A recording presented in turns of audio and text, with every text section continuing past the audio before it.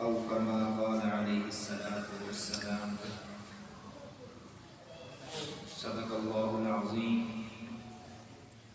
وصدق رسوله النبي الكريم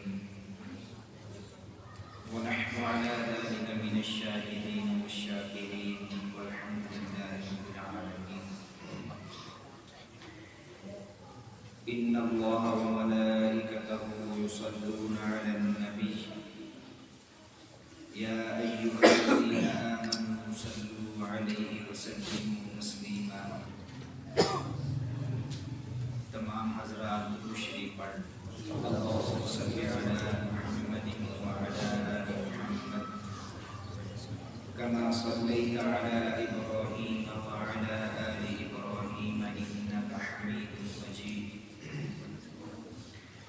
اللهم بارك على محمد وعلى آل محمد كما باركت على إبراهيم وعلى آل إبراهيم إنك حميد مجيد.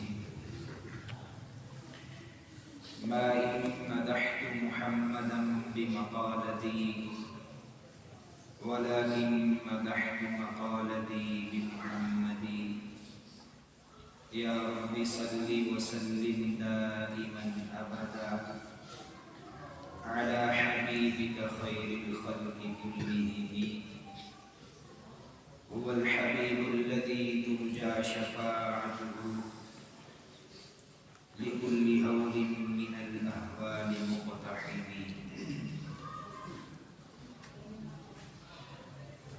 انتہائی واجب الاحترام بزرگان محترم اور برادران عزیز، اللہ رب العزت کا ہمارے اوپر یہ بہت بڑا فضل اور احسان ہے کہ اللہ تعالیٰ نے اس پرفتن دور میں اپنے گھر میں آنے جانے کی توفیق عطا فرما رکھی ہے. اللہ رب العزت کے اس فضل اور احسان کی دل سے قدر کرنی چاہیے. اللہ تعالیٰ کا اس پہ شکر ادا کرنا چاہیے تاکہ اللہ رب العزت اپنی اس دی ہوئی قیمتی نعمت کے اندر مزید اضافہ اور ترقی عنایت فرمائے.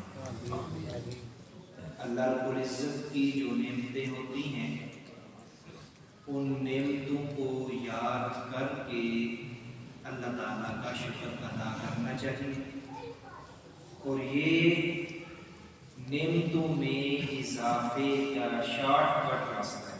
جسے کہ مختصر راستہ، کوئی محنت اور مشقت نہیں کرنی پڑتی. اللہ رب العزت کا صرف شکر ادا کرتے رہیں، اللہ تعالیٰ اپنی نعمتوں میں اضافہ فرماتے رہتے ہیں. اور یہ اللہ رب العزت کا وعدہ ہے. قرآن سے سچی کوئی کتاب نہیں ہے اور اللہ رب العزت سے سچا کوئی ہو ہی نہیں سکتا. تو اللہ رب العزت خود اپنے قرآن پاک میں قسم کھا کے یہ وعدہ فرما رہے ہیں کہ میری دی ہوئی نعمتوں کا جو شخص شکر ادا کرے گا میں ضرور اس کی نعمتوں میں اضافہ فرماؤں گا. اور یہ اللہ تعالیٰ کا وعدہ ہے، ہمارا نہیں ہے، کسی اور کا نہیں ہے، انسانوں جیسے وعدہ نہیں ہے. یہ اللہ رب العزت کی ذات وعدہ کر رہی ہے. تو اس لیے انسان کا یہ معمول ہونا چاہیے ہر ایک کا کہ جیسے ہم ہر چیز کے لیے وقت نکالتے ہیں ایسے اپنی ذات کے لیے بھی وقت نکالا جائے. اپنے آپ کو درست کرنے کے لیے وقت نکالیں اور پورے دن اور رات میں کچھ حصہ مخصوص کر لیں جس میں ہم صرف یہ سوچیں کہ اللہ رب العزت نے میرے اوپر کتنی نعمتیں کر دی، اللہ رب العزت کی کتنی نعمتیں میں استعمال کر رہا ہوں. یہ تو اللہ تعالیٰ نے فرما دیا ہے وَإِن تَعُدُّوا نِعْمَتَ اللَّهِ لَا تُحْصُوهَا. کہ اللہ کی دی ہوئی نعمتیں گننے لگو گے تو گن نہیں سکتے ہو۔ ہاں جو ہماری سمجھ میں آ رہی ہیں ان پہ اللہ تعالیٰ کا شکر ضرور ادا کیا جائے تاکہ اللہ تعالیٰ ان نعمتوں میں اور اضافہ فرمائے۔ قرآن کریم فرقان حمید کی ایک چھوٹی سی آیت مبارکہ میں نے تلاوت کی ہے شروع میں۔ اسی طرح نبی علیہ السلام کے فرامین میں سے ایک چھوٹا سا فرمان بھی عرض کیا ہے۔ اللہ رب العزت سے دعا ہے اللہ تعالیٰ مجھے ان کی روشنی میں حق سچ بیان کرنے کی توفیق عطا فرمائے اور ہم سب کو اس پہ عمل کرنے کی توفیق عطا فرمائے۔ جو آیت مبارکہ میں نے تلاوت کی ہے وہ ہے وَهُوَ يَتَوَلَّى الصَّالِحِينَ۔ اس میں اللہ رب العزت نے نیک لوگوں کے ساتھ جو اللہ کا رشتہ نیکی کی وجہ سے قائم ہو جاتا ہے اس کا تذکرہ فرمایا۔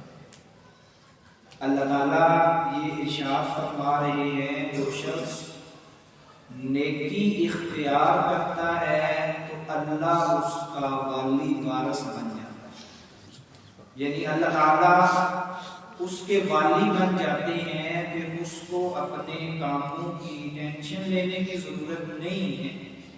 ایک مثال عرض کرتا ہوں، اس سے بات سمجھ میں آ جائے گی کہ ہمارے گھر کے کچھ سرپرست ہوتے ہیں، بڑے ہوتے ہیں، والد ہوتا ہے تو وہ اگر کسی کا والد نہیں ہے تو بڑے بھائی ہوتے ہیں، تو وہ سرپرست ہوتے ہیں، گھر کا نظام چلا رہے ہوتے ہیں۔ تو اگر وہ سرپرست اپنے چھوٹے بھائی کو یا اپنے بیٹے کو یہ کہے کہ آج ہم نے کہیں سیر کے لیے جانا، سیر کرنے کے لیے جانا، میں والی وارث کا مطلب سمجھا رہا ہوں کہ بڑا سرپرست اگر کسی کو کہے کہ آج ہم سیر کرنے کے لیے جا رہے ہیں یا وہ کہیں عمرہ کرنے کے لیے ہم جا رہے ہیں تو جو چھوٹے بچے ہوتے ہیں وہ فوراً خوش ہو جاتے ہیں۔ وہ کبھی یہ نہیں سوچتے کہ وہاں جانا ہے تو کرایہ کہاں سے آئے گا، وہاں جانا ہے تو اتنے دن رہیں گے تو رہائش کہاں رکھیں گے، وہاں جائیں گے تو کھانے پینے کا انتظام کہاں سے کریں گے، بلکہ صرف وہ یہ بات سن کے ہی خوش ہو جاتے ہیں کہ ہمارے والد نے یا ہمارے بڑے بھائی نے ہمیں یہ کہہ دیا ہے کہ آج یا کل ہم فلاں جگہ پہ جا رہے ہیں، وہاں ہم نے مزے کرنے۔ اب وہ کیونکہ سمجھتا ہے کہ یہ میرا والد ہے، یہ میرا بڑا ہے، اب مجھے کسی چیز کی ٹینشن لینے کی ضرورت نہیں، وہ جب مجھے کہہ رہا ہے تو وہ سارے انتظام کر لیں۔ تو یہی مطلب اس آیت مبارکہ کا ہے کہ اللہ تعالیٰ ہمیں یہ ارشاد فرما رہے ہیں کہ نیکی والا راستہ تم اختیار کر لو، اللہ رب العزت تمہارے والی وارث بنے۔ جو شخص نیکی کے راستے پہ چل پڑے گا اس کو پھر دنیا اور آخرت میں ٹینشن لینے کی ضرورت نہیں ہے، اللہ رب العزت اس کے تمام مراحل اور تمام کام آسان کر دیں، کیونکہ ہم سب کا یہ عقیدہ ہے کہ اللہ رب العزت ہی سب کچھ کرتے ہیں۔ اللہ رب العزت کی مشیت کے بغیر پتہ بھی نہیں ہل سکتا، تو ہم جتنا بھی زور لگا دیں کہ کام کرنے کے لیے تو وہ ہمارا کام اس وقت تک مکمل نہیں ہو سکتا جب اللہ رب العزت کی جب تک اس میں مشیت شامل نہ ہو۔ تو یہ تو ہمارا عقیدہ ہے، ہم ایمان والے، اور اللہ تعالیٰ یہ فرما رہے ہیں کہ تم نیکی کا راستہ اختیار کرو، میں تمہارا والی وارث بنوں۔ یہ اللہ رب العزت کا ارشاد ہے۔ یہ بات اس لیے عرض کر رہا ہوں کہ جو عمومی فضا ایک دنیا میں بن چکی ہے کہ لوگ یہ سمجھتے ہیں کہ نیکی کا جو فائدہ ہے وہ دنیا میں تو ہونا نہیں، آخرت میں ہونا۔ یہ سمجھا جاتا ہے کہ نیکی کا فائدہ دنیا میں نہیں ہوگا، آخرت میں ہی ہوگا، اور آخرت میں پتہ نہیں کب جائیں گے، جب تک دنیا میں موجود ہیں اپنے کام کرتے رہتے ہیں۔ تو یہ شیطان کی طرف سے ایک دھوکہ ہے کہ نیکی کا فائدہ دنیا میں نہیں ہوتا، سینکڑوں مثالیں قرآن پاک میں اور احادیث مبارکہ میں موجود ہیں جس میں اللہ رب العزت نے ہمیں بتایا ہے کہ جو شخص نیکی کا راستہ اختیار کرتا ہے اللہ رب العزت اس کی دنیا بھی آسان فرما دیتے ہیں، آخرت بھی آسان فرما دیتے ہیں۔ دوسرے لفظوں میں یوں کہہ رہا ہوں کہ اللہ رب العزت اس نیکی کا فائدہ دنیا میں بھی دیتے ہیں، اور صرف وہ فائدہ اپنی ذات تک محدود نہیں رہتا بلکہ اس کے اثرات آگے اپنی اولاد تک جاتے ہیں۔ جو شخص نیکی کا راستہ اختیار کرتا ہے تو اس کی اولاد تک اس کے اثرات جاتے ہیں۔ اس کی مثال میں قرآن پاک میں اللہ رب العزت نے ارشاد فرمائی ہے۔ سورۃ الکہف کے اندر ایک واقعہ اللہ رب العزت نے ارشاد فرمایا ہے، حضرت موسیٰ علیہ السلام اور حضرت خضر علیہ السلام، کہ حضرت موسیٰ علیہ السلام حضرت خضر کے پاس علم حاصل کرنے کے لیے گئے تھے، تو حضرت خضر علیہ السلام اللہ رب العزت کی طرف سے تکوینی امور پر مامور تھے کہ جو اللہ رب العزت کی مشیت کے مطابق ہوتے ہیں دنیا داروں کو سمجھ نہیں آتے، ہماری جو سوچ سے بالا تر ہوتے ہیں وہ تکوینی معاملات ہوتے ہیں، ان پر مامور تھے حضرت خضر۔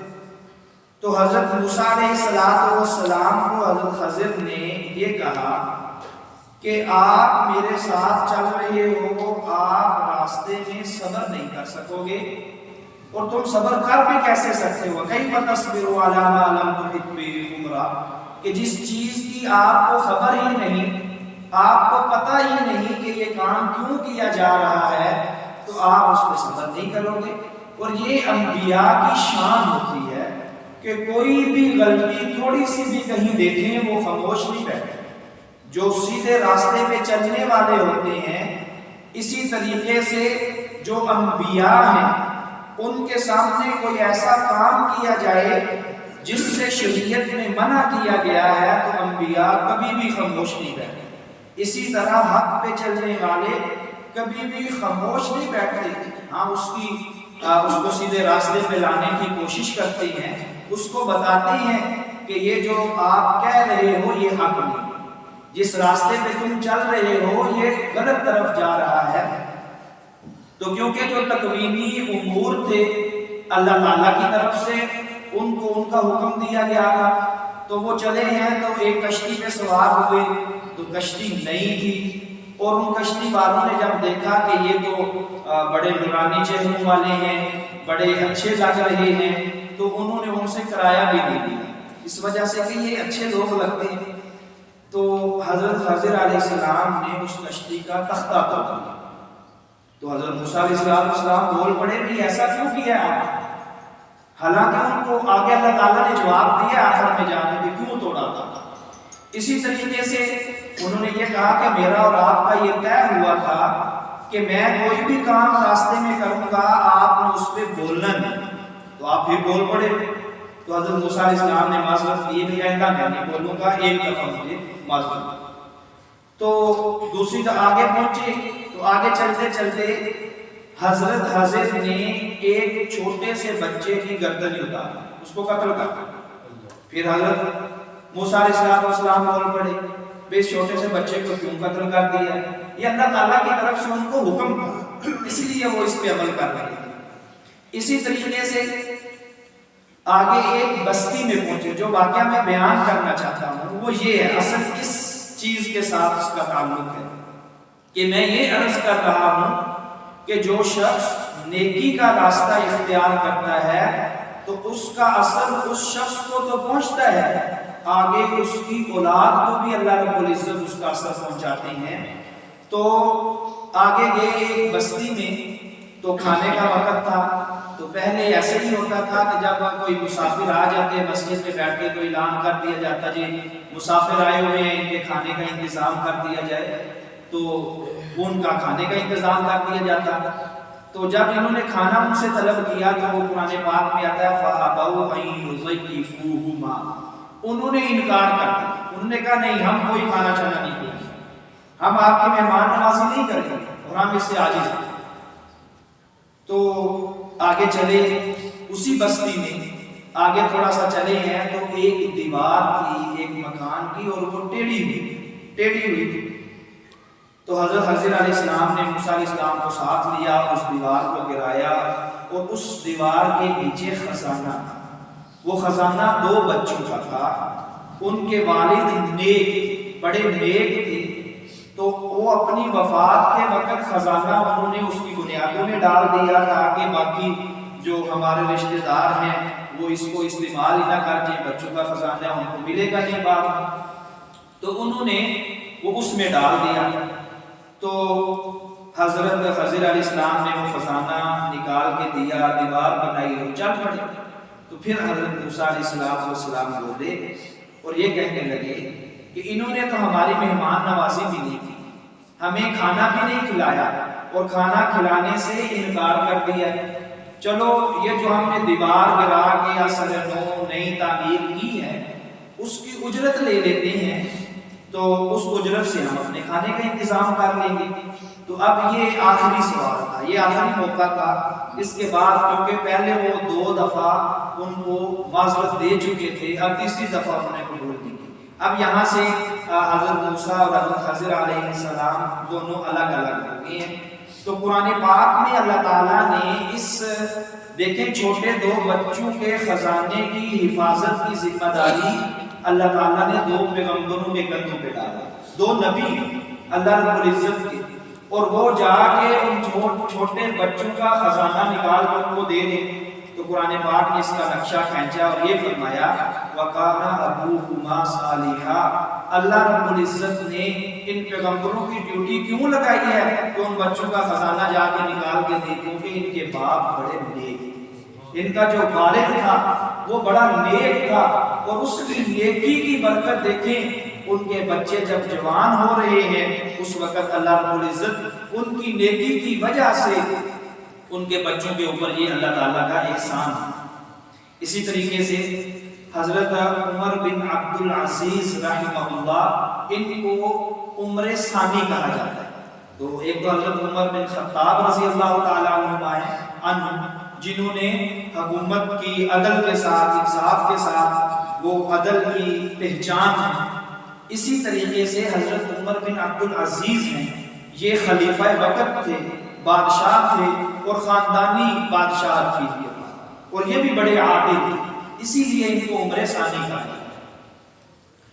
تو جب ان کی وفات کا وقت قریب آیا حضرت عمر بن عبد العزیز رحمہ اللہ, تو کیونکہ مالدار گھرانے سے تعلق تھا اور خاندانی بادشاہت تھی, تو جو خاندان والے لوگ تھے وہ ان کے پاس پہنچے اس وجہ سے کہ دیکھیں کہ انہوں نے اپنے بچوں کے لیے کیا کچھ جمع کیا, اپنے بچوں کے لیے پیچھے وراثت کے اندر کیا کچھ چھوڑ کے جا رہے ہیں. یہ دیکھنے کے لیے خاندان والے لوگ ان کے پاس آئے اور ان سے یہ پوچھا. 11 بچے تھے ان کے, 11 بیٹے حضرت عمر بن عبد العزیز رحمہ اللہ. تو انہوں نے آ کے پوچھا بھئی آپ نے اتنے عرصہ حکومت کی ہے, اتنا عرصہ بادشاہت سنبھالی ہے, آپ نے اپنے بچوں کے لیے کیا جمع کیا؟ تو انہوں نے کہا مجھے اٹھائیں, یعنی کمزوری تھی, کمزوری کی وجہ سے بیٹھ بھی نہیں سکتے تھے. تو جب انہوں نے بٹھایا تو ان کے پاس اتنے درہم, اس دور میں درہم ہوتے تھے جیسے اب روپے ہوتے ہیں, آپ ایسے کہہ سکتے ہیں کہ اتنے روپے بھی ان کے پاس نہیں تھے کہ 11 بیٹوں کو ایک ایک آئے, اتنے روپے بھی نہیں, اور وقت کے وہ حاکم ہیں, خلیفہ ہیں. تو انہوں نے یہ کہا کہ میں نے کسی کے ساتھ ظلم اور زیادتی تو کی نہیں, اور میں جو ان کو وہ ان کے لیے جمع کرتا مال, ہاں میں نے اپنے بچوں کی تربیت کی اور ان کو نیک بنانے کی کوشش کی, اور اگر یہ میں ظلم زیادتی کرتا اور ان کے لیے مال چھوڑ جاتا, ان کو نیک بنانے کی کوشش نہ کرتا اور میں ادھر پکڑا جاتا اور یہ پیچھے سے مجھے کرتے, تو یہ تو میں نے کام نہیں کیا کہ دوسروں کا ہاتھ مار مار کے, دوسروں کے ساتھ ظلم زیادتی کر کر کے ان کے لیے جائیدادیں جمع کر کے چلا جاتا. ہاں میں نے ان کو نیک بنانے کی کوشش کی ہے, اور اللہ تعالیٰ نے قرآن پاک میں یہ وعدہ فرمایا ہے وَهُوَ يَتَوَلَّى الصَّالِحِينَ کہ اللہ تعالیٰ نیک لوگوں کا والی وارث ہے۔ اگر یہ نیک ہوں گے تو اللہ تعالیٰ ان کا والی وارث ہے، اور اگر یہ بد ہوں گے تو پھر مجھے تو جمع کرنے کی ان کے لیے ضرورت ہی نہیں ہے، الٹا میری قبر پہ بوجھ بنے۔ تو تاریخ میں یہ بات لکھی ہوئی ہے کہ حضرت عمر بن عبدالعزیز رحمہ اللہ کے دنیا سے چلے جانے کے بعد جب لوگ آتے اپنے علاقے کے لیے کسی وزیر کو مقرر کرنا ہوتا تو حاکم سے آ کے یہی فرمائش کرتے کہ عمر بن عبدالعزیز کا کوئی بیٹا ہے تو اس کو ہماری طرف حاکم لگا دیں، اس کو ہماری طرف وزیر بنا دیں۔ یہ نیکی کا اثر، یہ نیک بنانے کا اثر تھا کہ انہوں نے ایک روپیہ بھی نہیں چھوڑا ان کے لیے، لیکن اللہ تعالیٰ ان کو وزیر بنا دیا، کیونکہ انہوں نے ان کو نیک بنایا تھا اور ان کو پتا تھا کہ یہ اللہ تعالیٰ کا وعدہ سچ ہے۔ یہ اللہ رب العزت نے جو قرآن پاک میں ارشاد فرمایا ایسے ہی ارشاد فرمایا، بلکہ اللہ تعالیٰ نے یہ سچ فرمایا ہے۔ ہم اپنا اگر سنہری دور دیکھیں، مسلمانوں کا سنہری دور، صحابہ کرام کا دور دیکھ لیا جائے، تابعین کا، تبع تابعین کا، وہاں وسائل کم تھے لیکن برکات ان کے پاس بہت زیادہ تھی۔ اس کی وجہ یہ تھی کہ ان لوگوں نے نیکی کو سامنے رکھا ہوا، وہ نیکی کا کام نہیں جانے دیتے تھے۔ باقی اگر کوئی چیز ہم ان کے ہاتھ سے چلی جائے اس کی پرواہ نہیں کرتے تھے، لیکن نیکی کا کام وہ اپنے ہاتھ سے جانے نہیں دیتے تھے۔ اس لیے اللہ رب العزت نے ان کے اندر بڑی برکات عطا فرمائی۔ وہ مسلمانوں کا سنہرا دور شمار کیا جاتا ہے کہ مسلمانوں کے اوپر اس وقت سنہرا تھا۔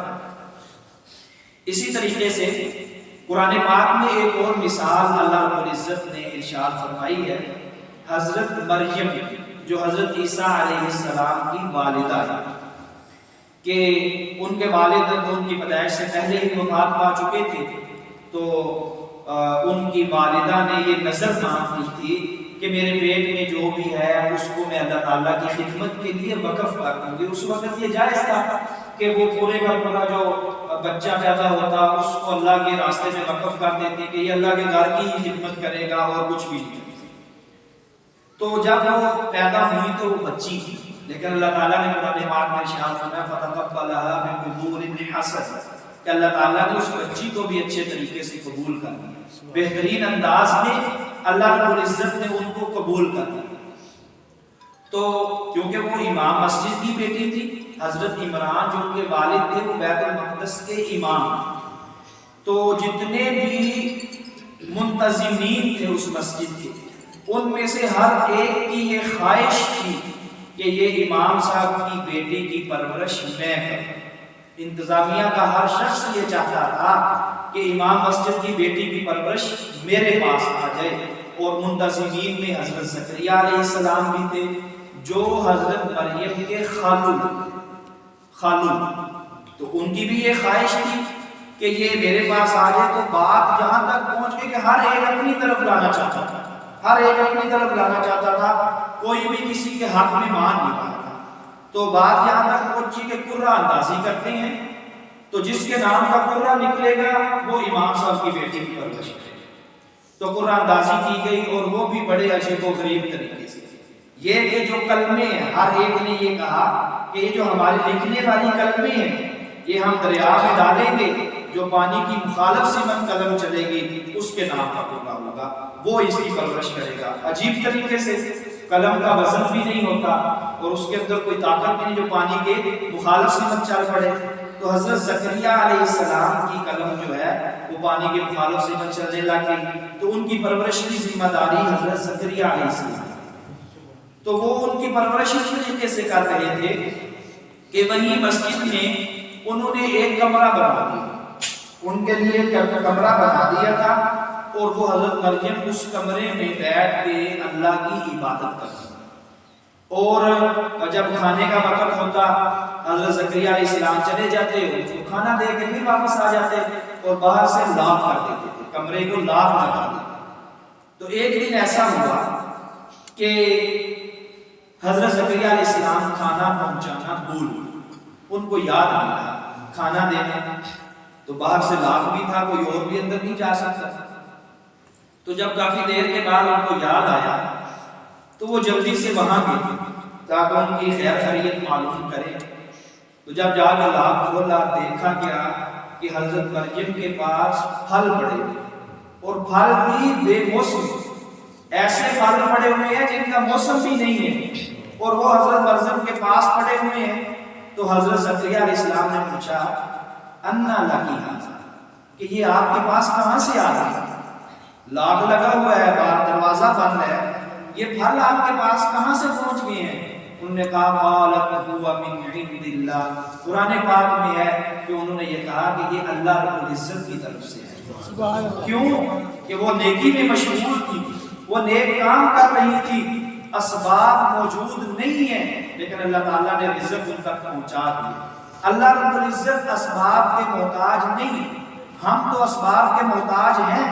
ہمارے پاس کوئی چیز ہوگی تو ہم کام کریں گے تو وہ وجود میں آئے گی، لیکن اللہ رب العزت تو اس کے بھی محتاج نہیں کہ لاک کھلے، دروازہ کھلے اور پھر اندر جائے پھل، اور پھر اللہ رب العزت نے وہاں پہنچا دی ہیں۔ اور وہ حضرت زکریا علیہ السلام جا کے پوچھتے ہیں کہ یہ کہاں سے آ رہے ہیں آپ کے پاس؟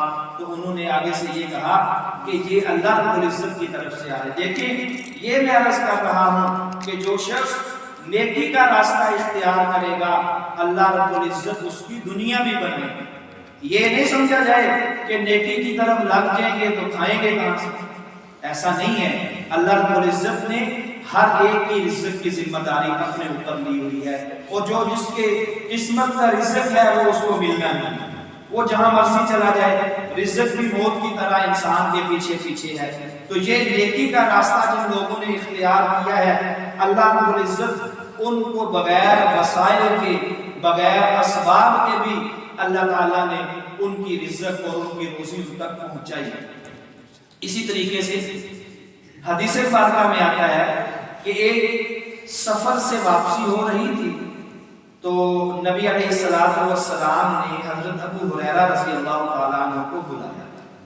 تو کیونکہ اس وقت خیر کا دور تھا، خیر کا زمانہ تھا، حضور علیہ السلام نے خود فرمایا خیر القرون قرنی ثم الذین یلونہم ثم الذین یلونہم، کہ سب سے بہترین زمانہ میرا زمانہ، جس زمانے میں میں ہوں یہ زمانے میں سب سے زیادہ بہترین ہے۔ اسی طریقے سے پھر اس کے ساتھ جو ملا ہوا ہے، پھر اس کے ساتھ جو ملا ہوا ہے، تو یہ تین زمانوں کی گارنٹی خود نبی علیہ السلام نے دی۔ تو حضرت ابو ہریرہ رضی اللہ تعالیٰ عنہ کو حضور علیہ السلام نے بلایا اور یہ فرمایا کہ کوئی کھانے کی چیز ہے آپ کے پاس؟ تو حضرت ابو ہریرہ رضی اللہ تعالیٰ عنہ نے عرض کی کہ یا رسول اللہ یہ میرے پاس زنبیل ہے، تھیلا، جو جس کو ٹفن ہم اپنی زبان میں یہ کہہ سکتے ہیں ٹفن جو آج کل کے دور میں ہوتا ہے۔ تو انہوں نے یہ کہا کہ یہ میرے پاس یہ تھیلا ہے، یہ زنبیل ہے، تو اس کے اندر چند کھجوریں۔ حضور علیہ السلام نے حضرت ابو ہریرہ رضی اللہ تعالیٰ عنہ کو فرمایا کہ یہ لاؤ، یہ تھیلا میرے پاس ہے۔ نبی علیہ السلام کی خدمت میں پیش کیا تو حضور علیہ السلام نے اس تھیلے کے اندر ہاتھ ڈالا اور اس کو پلٹ کیا، اور پھر حضرت ابو ہریرہ رضی اللہ تعالیٰ عنہ کو یہ فرمایا کہ قافلے میں سے 10 لوگوں کو بلاؤ اور اس میں سے کھجوریں ان کو تقسیم کرتے جائیں۔ تو کھجوریں چند تھی اس میں، اور حضرت ابو ہریرہ رضی اللہ تعالیٰ نے ایسے کیا، پورے قافلے میں سیر ہو کے کھجوریں کھا لی۔ نبی علیہ السلام نے حضرت ابو ہریرہ رضی اللہ تعالیٰ عنہ کو کی کہ اس کو الٹنا نہیں، یہ جو تھیلا ہے اس کو الٹنا نہیں، جب بھی آپ کو ضرورت پڑے آپ اس میں ہاتھ ڈال کے کھجوریں نکالیں۔ یہ اللہ رب العزت کی طرف سے معجزہ تھا نبی علیہ السلام کا۔ تو حضرت ابو ہریرہ رضی اللہ تعالیٰ عنہ نے منوں کھجوریں اس میں سے استعمال کی، خود بھی استعمال کی ہیں اور صدقہ بھی کرتے رہے نبی علیہ السلام کے مبارک دور میں، پھر حضرت ابوبکر صدیق رضی اللہ تعالیٰ عنہ کے مبارک دور میں، پھر حضرت عمر رضی اللہ تعالیٰ عنہ کے مبارک دور میں یہ استعمال کرتے رہے۔ تو جس دن حضرت عثمان رضی اللہ تعالیٰ عنہ کی شہادت ہوئی، کیونکہ فتنوں کا ظہور اس دن ہے، وہ حضور علیہ السلام کی جو انگوٹھی تھی وہ غائب ہوئی ہے حضرت عثمان کے پاس، تو اس کے بعد سے فتنوں کا ظہور شروع ہوا۔ تو حضرت عثمان رضی اللہ تعالیٰ عنہ کی جس دن شہادت ہوئی اس دن حضرت ابو ہریرہ رضی اللہ تعالیٰ عنہ رو رہے ہیں، زارو کتاب ہو رہے تھے تو باقی صحابہ نے آگے پوچھا کہ ابو ہریرہ آپ کو کیا ہو گیا؟ انہوں نے کہا کہ آج مجھے 2 صدمے پہنچے جس وجہ سے میں رو رہا ہوں۔ ایک تو حضرت عثمان رضی اللہ تعالیٰ عنہ کی شہادت کا ہے، حضور علیہ السلام کے دور داماد تھے، وہ ہمارے خلیفہ تھے، تو ان کی شہادت کا مجھے صدمہ ہے، اس وجہ سے رو رہا ہوں۔ دوسرا اس لیے کہ وہ جو حضور علیہ السلام نے مجھے تھیلا دیا تھا وہ آج میرا گم ہو گیا۔ تو اتنا عرصہ تک حضرت ابو ہریرہ رضی اللہ تعالیٰ عنہ اس میں سے کھجوریں استعمال کرتے رہے، اور وہ ان کی نیکی کا اثر، وہ نبی علیہ السلام کی صحبت اختیار کی ہوئی تھی، حضور علیہ السلام کے ساتھ رہتے تھے، اور نبی علیہ السلام کی صحبت کے میں رہنے کی وجہ سے، اس کی برکت کی وجہ سے اور ان کی نیکی کی وجہ سے اللہ رب العزت نے ان کی موجے لگا کہ وہ اس پر رزق اپنا استعمال کرتے رہے، خرچ کرتے رہے، بعد میں ان کا وہ گم ہو گیا۔ تو اگر ہم اس دور میں اور اس دور میں اندازہ لگائیں تو ایسا نہیں ہے کہ اس دور میں پیداوار کم ہے یا ہمارے پاس چیزیں بہت تھوڑی ہیں اور اس دور میں بہت زیادہ تھی اس لیے، ایسا نہیں ہے، بلکہ اس دور میں چیزیں کم، برکت سے چیزیں کم تھی، برکت زیادہ تھی۔ ایسا ہوتا تھا کسی کے پاس ایک ہی سوٹ ہے، پورا سال اس نے وہی پہنا، ایک ہی جوتا ہے، ہر جگہ پہ اس نے وہی جوتا استعمال کرتا ہے۔ اور آج تو اس دور میں ہمارے استاد محترم مفتی اجاز صاحب فرمایا کرتے تھے کہ جو الماریاں ہیں، جو ہمارے کپڑے رکھنے کی الماریاں ہوتی ہیں کپڑے رکھنے کی، تو وہ الماریاں بڑی بڑی ہوتی ہیں، ہمارے سوٹوں کے ساتھ، ہمارے جوتوں کے ساتھ، جیسے اس کا دروازہ کھولے تو وہ سوٹ نیچے گرنے شروع ہو جاتے ہیں، اتنے سوٹ ہیں، اتنی چیزیں ہر ایک کے پاس ہیں، لیکن آج برکت نہیں، ہر ایک شخص رو رہا ہے کہ میری معاملات پورے نہیں ہو رہے، میری چیزیں پوری نہیں ہو رہی۔ تو اس کی مین وجہ یہ ہے کہ ہم نے نیکی کو چھوڑ دیا ہے۔ قرآن پاک میں اللہ تعالیٰ یہ ارشاد فرماتے ہیں ہم زمین سے پیداوار تو حاصل کر سکتے ہیں لیکن برکت زمین سے ہم نہیں نکال سکتے۔ پیداوار تو ہم پہلے سے بہت زیادہ حاصل کر رہے ہیں، چیزیں تو ہم نے بہت زیادہ حاصل کر رہے ہیں، کارخانے ہمارے پاس پہلے سے بہت زیادہ ہیں، لیکن برکت جو ہے وہ زمین سے نہیں نکالی جا سکتی، برکت آسمان سے نازل ہونی ہے۔ قرآن پاک میں اللہ تعالیٰ ارشاد فرماتے ہیں وَلَوْ أَنَّ أَهْلَ الْقُرَىٰ آمَنُوا وَاتَّقَوْا لَفَتَحْنَا عَلَيْهِمْ بَرَكَاتٍ مِّنَ السَّمَاءِ، کہ اگر یہ بستی والے، یہاں رہنے والے لوگ ایمان لاتے صحیح طریقے سے اور اللہ رب العزت کا ڈر اپنے دلوں میں پیدا کرتے تو اللہ رب العزت برکت کے دروازے آسمان سے کھول۔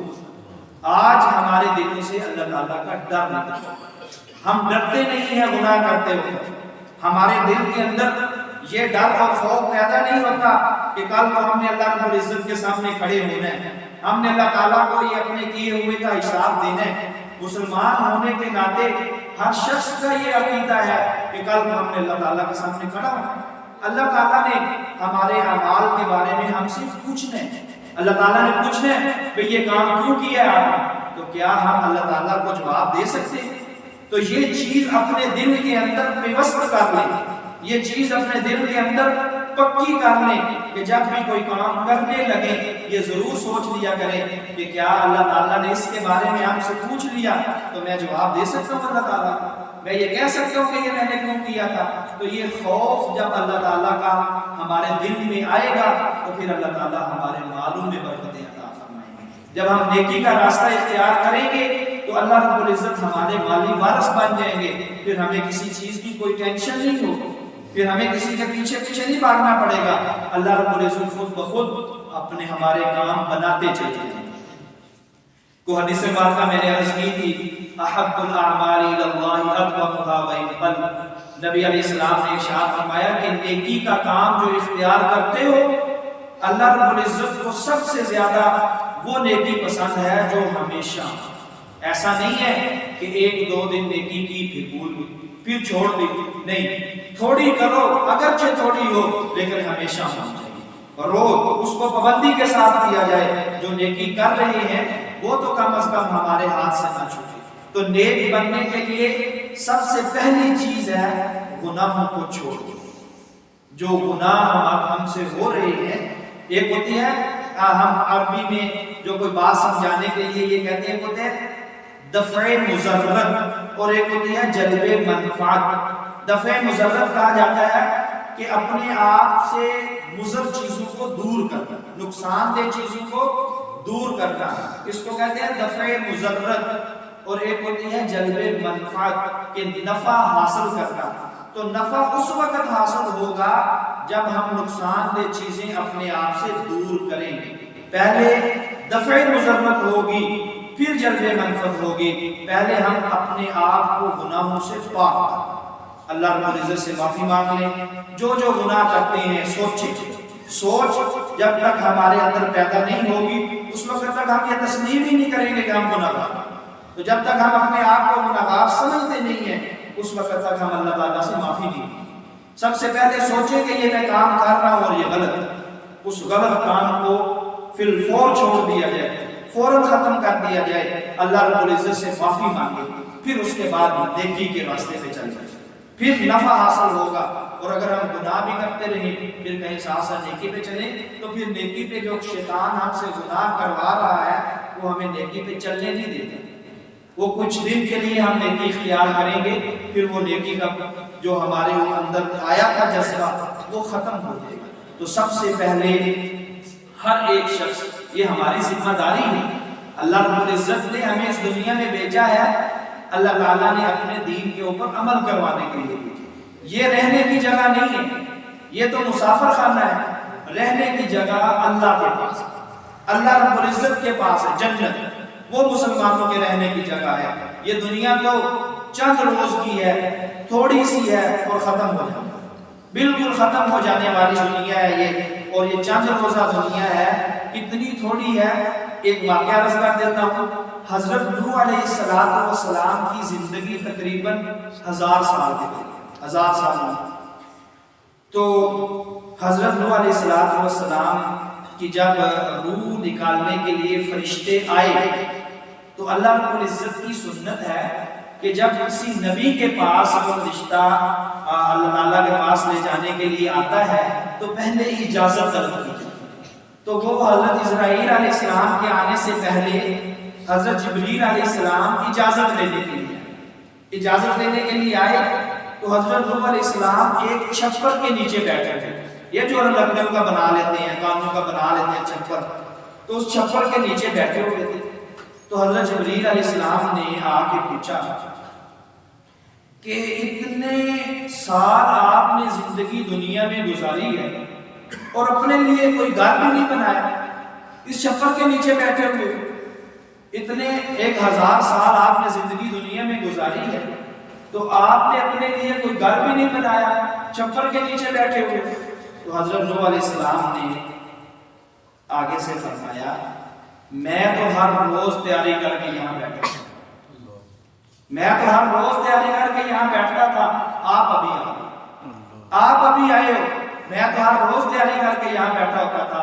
پھر حضرت جبریل علیہ السلام نے حضرت نوح علیہ السلام کو ایک بات بتائی، وہ فرمانے لگے کہ ایک دور ایسا بھی آئے گا کہ لوگوں کی عمر 100 سال تک بھی نہیں پہنچے گی۔ ابھی تو 1000 سال ہے نا، انہوں نے چھپر بنایا ہوا اس کے نیچے بیٹھے، کہ لوگوں کی عمریں جو ہیں وہ 100 سال تک بھی نہیں پہنچیں گی، لیکن وہ اپنے لیے بڑے پکے مکان بنائیں گے، جیسے انہوں نے سارے رہنا ہی یہاں ہے، اس کو چھوڑ کے جانا نہیں ہے۔ تو حضرت نوح علیہ السلام نے اس میں بڑا تعجب کیا کہ ایسا بھی ہوگا کہ 100 سال سے بھی کم عمر ہو اور بڑے پکے مکان بنائے جائیں، بڑے خوبصورت مکان بنائے جائیں، تو یہ زندگی بالکل مختصر اور چھوٹی سی، بالکل پتہ نہیں چلنا، اس وقت آ جائے گا اور ایسے ہی معلوم ہوگا۔ دیکھیں نا، بزرگ بیٹھے ہوئے ہیں، بڑے بڑی عمر کے بھی بیٹھے ہوئے ہیں، اپنی زندگی کے پیچھے مڑ کے دیکھیں اور حساب لگائیں، اندازہ ہو جائے گا، ایسے پتہ چلتا ہے کل کو ہم بچے تھے، آج اتنے بڑے ہو گئے، آج ہم بزرگ بنے بیٹھے ہیں، کل کو ہم چھوٹے بچے تھے۔ تو یہ زندگی بڑی مختصر ہے، اور اللہ رب العزت نے اسی مختصر زندگی کے بدلے میں بڑی اعلیٰ نعمتیں ہمیں عطا فرمانی ہیں، وہ آخرت میں جا کے اگر ہم اللہ رب العزت کے بتائے ہوئے طریقے کے مطابق یہاں چلتے تھے۔ اللہ رب العزت ہمیں بتا رہے ہیں نیکی کا راستہ اختیار کرو تو میں آپ کا والی وارث بن جاؤں گا. اگر اللہ ہمارے وارث بن جائیں گے تو قیامت والے دن ہمیں کون پکڑے؟ دنیا میں ہمارا کون سا کام رہ جائے گا؟ اگر اللہ تعالیٰ والی کام بنانے والی ذات ہمارے والی وارث بن جائے تو وہ کون سا کام ہے جو ہمارا ہوگا؟ کون سا کام ہے جو ہمارا ہوگا نہیں؟ تو اللہ رب العزت نے ہمیں بتا دیا کہ ایک ہی راستہ ہے، وہ ہے نیکی بنا. میں نے عرض کیا ہے کہ سب سے پہلے اپنے گناہ چھوڑ دیے جائیں، اس کے بعد نیکی کا راستہ اختیار کیا جائے. یہ ایک حدیث مبارکہ میں کھول کے بیٹھا ہوا ہوں. میں جب پڑھتا تھا اسی کتاب کے اوپر میں نے الحمدللہ پڑھا بھی ہے، یہ مشکوٰۃ شریف میں کھول کے بیٹھا ہوا تو یہ میں نے نشان لگایا ہوا اس حدیث مبارکہ اور یہ سوچ کے نشان لگایا تھا کہ اگر اللہ رب العزت نے مجھے موقع دیا کہیں اللہ تعالیٰ، اس وقت تو مجھے نہیں پتا تھا لیکن میں نے یہ سوچ کے نشان لگایا تھا اگر اللہ رب العزت نے مجھے کہیں بیان کرنے کا موقع دیا تو یہ میں حدیث ضرور لوگوں کو سناؤں گا. یہ جو ابھی میں کھول کے بیٹھا ہوں کہ یہ حدیث مبارکہ کا ترجمہ کر لیتے ہیں.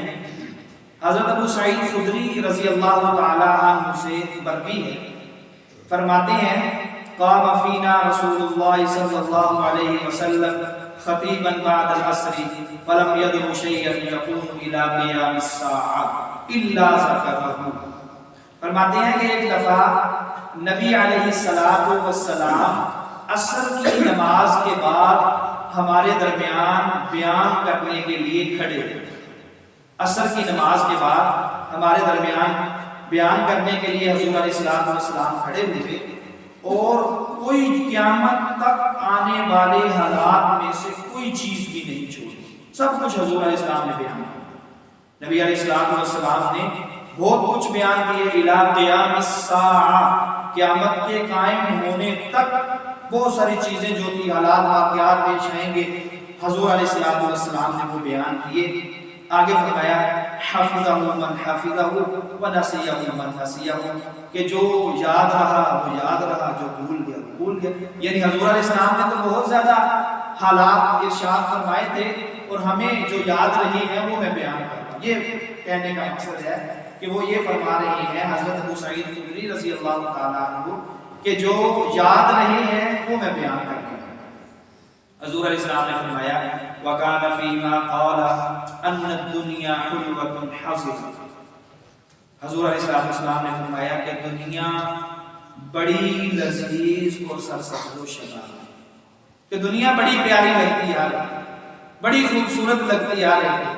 حلوۃ، حلوہ جو ہوتا ہے نا میٹھا، بڑی لذیذ مزیدار. تو نبی علیہ السلام نے فرمایا کہ دنیا بڑی مزیدار اور سرسبز و شاداب ہے. وَإِنَّ اللَّهَ مُسْتَخْلَفَكُمْ فِيهَا، لیکن اللہ تعالیٰ نے تمہیں اس زمین میں اپنا خلیفہ بنایا.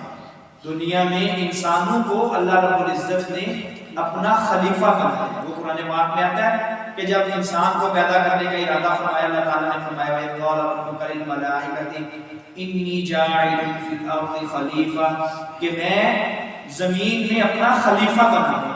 تو حضور علیہ السلام فرما رہے ہیں کہ دنیا بڑی لذیذ اور مزیدار ہے اور اللہ تعالیٰ نے تم کو اس میں خلیفہ بنایا ہے. کیوں؟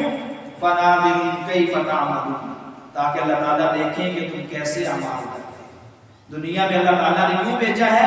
تاکہ ہمارے اعمال دیکھیں اللہ رب العزت کہ ہم کیسے عمل کرتے ہیں. پھر آگے ارشاد فرمایا الا فاتقوا الدنیا واتقوا النساء، کہ سن لو کہ دنیا سے بچو، دنیا کا ہرس اور لالچ سے بچو. حضور علیہ السلام فرما رہے ہیں کیونکہ دنیا اور اللہ رب العزت کی محبت جو ہے وہ ایک دل میں جمع نہیں ہو سکتی. یہ پکی بات ہے. مولانا رومی رحمہ اللہ کا شعر بھی ہے، انہوں نے یہ فرمایا تھا کہ دنیا اور اللہ کی محبت یہ ایک جگہ پہ جمع نہیں ہو سکتی. اگر کوئی کرنا چاہتا ہے تو یہ اس کا محض خیال ہے، یہ وہم و گمان ہے. ای خیال استو محال استو جنون، یہ اس کا جنون ہے. ایسا ہو نہیں سکتا کہ ایک شخص کے دل کے اندر دنیا کا لالچ اور ہرس ہو اور ساتھ وہ یہ دعویٰ کر دے کہ اللہ کی محبت ہے میرے پاس. ایسا نہیں ہو سکتا.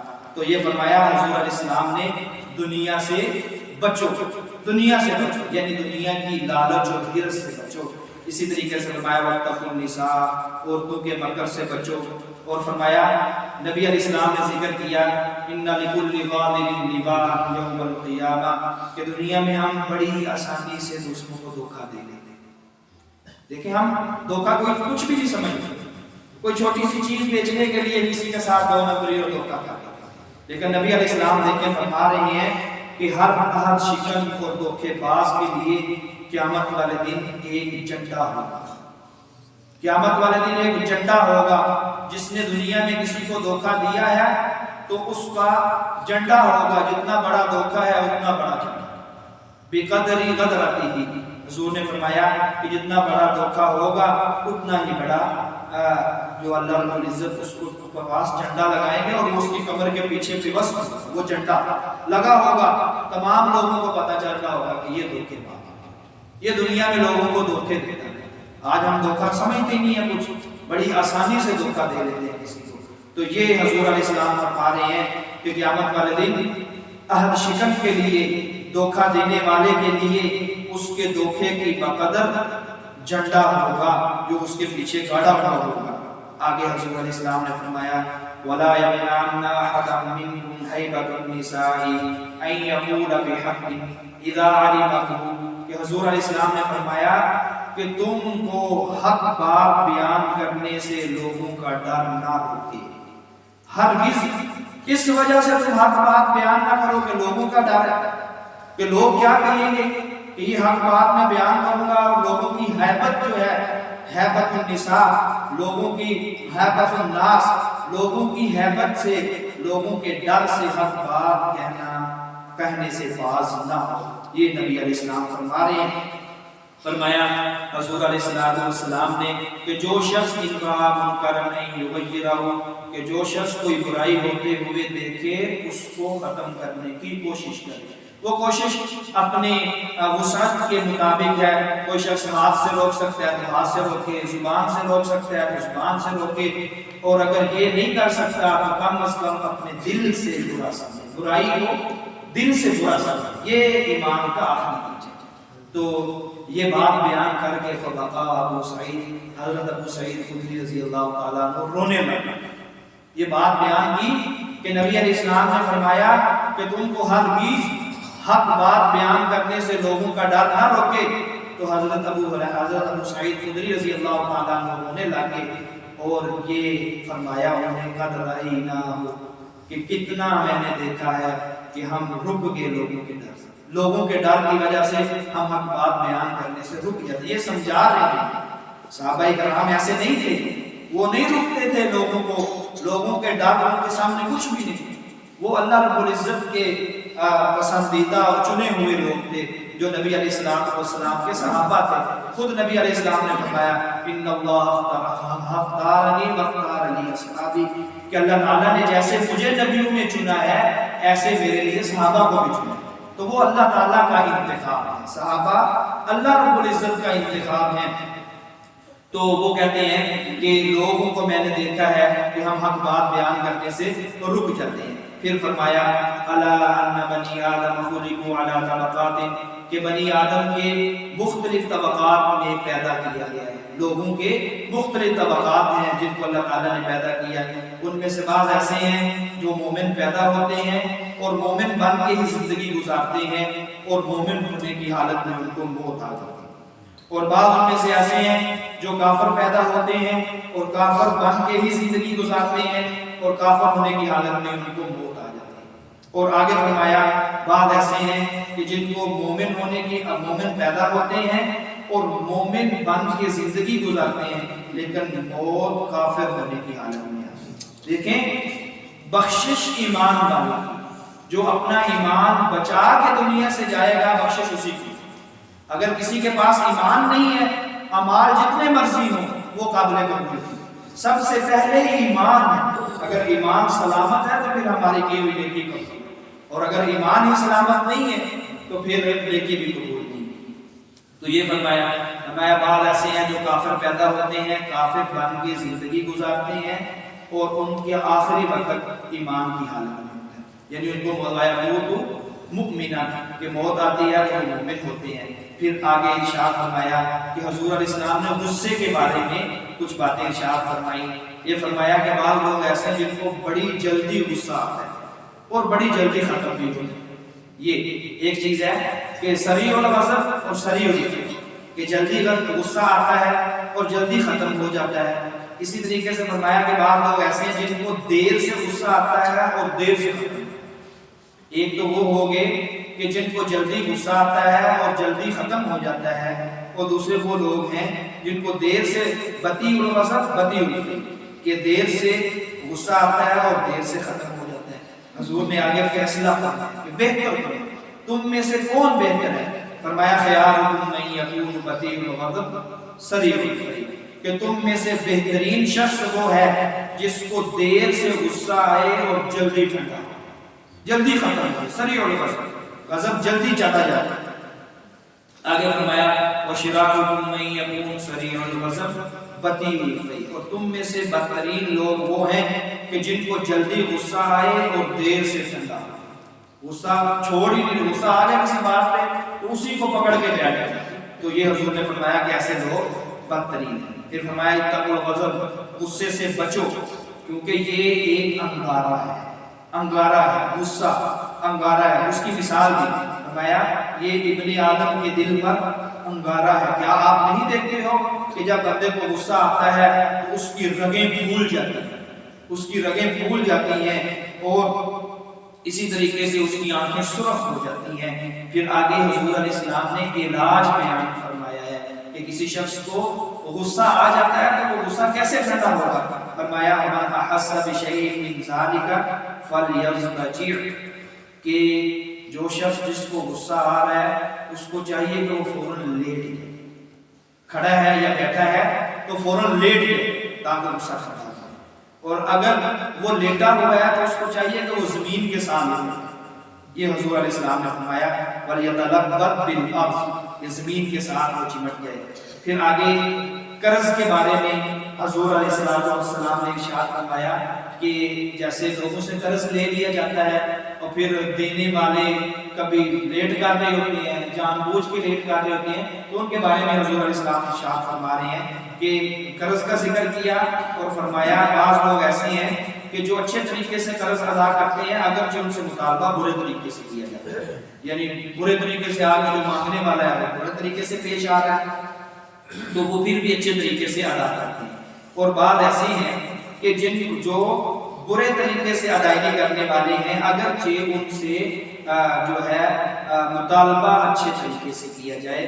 और हुजूर अलैहिस्सलाम ने इसका भी फैसला यही फरमाया कि वही बेहतर तुम में से वो लोग हैं कि जो कर्ज की अदायगी अच्छे तरीके से करते हैं अगरचे मुतालबा उनसे बुरे तरीके से किया जा रहा है, अगरचे मांगने वाला बज़ुबानी कर रहा है या जो वक़्त मुकर्रर किया था उससे पहले आ गया और आगे फिर भी कह रहा है कि मेरा कर्ज दो, तो अच्छे तरीके से फिर भी अदायगी करने वाले हुजूर अलैहिस्सलाम ने फरमाया ख़ियारुकुम, वो तुम में से बेहतर है।